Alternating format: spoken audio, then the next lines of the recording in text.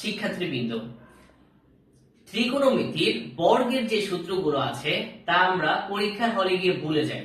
Cosec square minus cot square নাকি cot square minus cosec square. আজকে আমরা তা খুব সহজে কিভাবে মনে রাখা যায় তা শিখে নিই। এখানে দেখুন sine cos tan cot sec cosec একটি সিরিয়াল ওয়াইজ লিখেছি।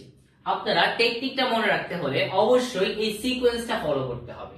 আমরা যদি এগুলোকে নাম্বারিং করি 1 2 3 4 5 6, প্রথমে আমাদের কাজ হবে 1 এবং 2 কে নিয়ে।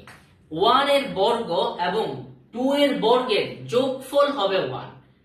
1 এর বর্গ এবং 2 এর বর্গের যোগফল হবে 1, অর্থাৎ sin square theta plus cos square theta সমান সমান হবে 1। পরে আমাদের কাজ হবে বাকি চারটা নিয়ে। এই ক্ষেত্রে মনে রাখবেন জোড়ের সাথে জোড়, বিজোড়ের সাথে বিজোড়। এখানে দেখুন 3 থেকে কি 5 বিয়োগ করতে পারি? ছোট ক্লাসগুলোতে আমরা শিখেছি কি 3 থেকে 5 বিয়োগ হয় না। তাহলে আমাদের কি করতে হবে? 5 থেকে 3 বিয়োগ দিতে হবে। সেম 5 থেকে এখানেও 3 বিয়োগ হবে, অর্থাৎ sec square theta minus sec square theta minus